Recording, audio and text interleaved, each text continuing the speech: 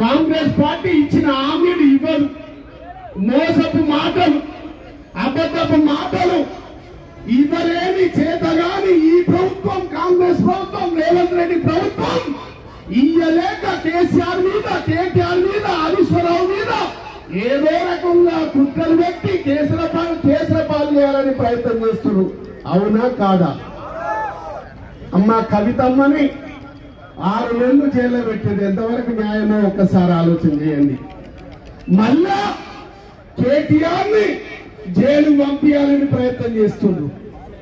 ఈ కారు కేసులో ఎక్కడ ఇచ్చింది లేదు, ఎక్కడ పుచ్చుకునేది లేదు, ఎక్కడ మోసం జరిగింది లేదు. కానీ కేటీఆర్ మాత్రం జైల్లో పెట్టాలంట. పెట్టాలా?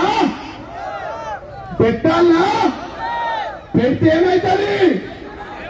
అగ్నిగుండం అవుతుంది. ఆ ఆలోచనతోటే కాంగ్రెస్ పార్టీ ఉంది. కానీ మన కేసీఆర్, కేటీఆర్ ప్రజల కోసం ఉండు, రైతుల కోసం ఉండు. రైతులే స్వచ్ఛందంగా మనకు రాష్ట్ర కార్యాలయానికి పోయి కాంగ్రెస్ పార్టీ ఇచ్చినటువంటి హామీలు వస్తుంటే మా చిరుమర్తి లింగయ్య గారు పెద్ద కాపర్తి ఆపిండు. లింగయ్య గారు ఆపి అన్న జెండా ఎగిరేసి పో అన్నాడు. జెండా ఎగిరేసి కాడికి పోయినా నేను. పోతే అక్కడ ఒక రైతన్న వచ్చినాడు. వచ్చి అన్న ఒక మాట అక్కడ చెప్పు నల్లగొండలా అన్నాడు. ఏం చెప్పాలి అంటే, ఏం లేదన్నా, మేమందరం కూడా నల్లగొండ జిల్లాలో పాలిచ్చే ఆవును వద్దనుకొని తన్నే దున్నపోతుని తెచ్చుకున్నాం, అందుకే మాకు కర్మ పట్టింది అని చెప్పమన్నాడు. ఆయన చెప్పిండు, నేను చెప్తలేను. పెద్ద కాపర్తి రైతు చెప్పిన మాట నేను చెప్తున్నా. పాలిచ్చే ఆవును వద్దనుకొని మరి ఇలా ఎగిరెగిరి తంతున్న దున్నపోతులను తెచ్చుకొని మీద పెట్టుకున్నాం. పెట్టుకుంటే ఏమొచ్చింది మీరు చూస్తున్నారు. నిన్నగాక మొన్న ముఖ్యమంత్రి గారు చాలా గొప్పగా చెప్పిండు. ఏమన్నాడు? 26 జనవరి రాత్రికే 12 గంటలకే టకీ టకీ ఏమని పడతాయి అన్నాడు. పడ్డా టకీమని పడ్డా పడలేదా? 12 సార్లు కదా కేసీఆర్ ఇచ్చింది.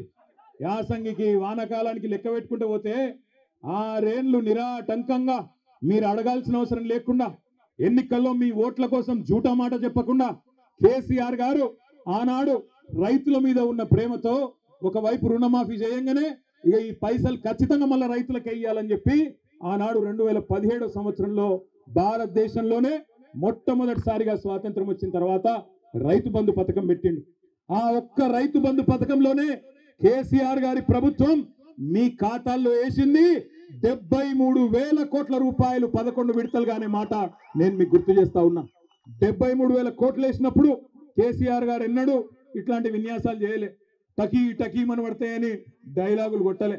కానీ తెల్లారి ఫోన్ తీయంగానే బ్రహ్మాండంగా రైతుల ఖాతాల్లో టింగు అనుకుంటా రైతు బంధు బ్రహ్మాండంగా డబ్బులు పడేది.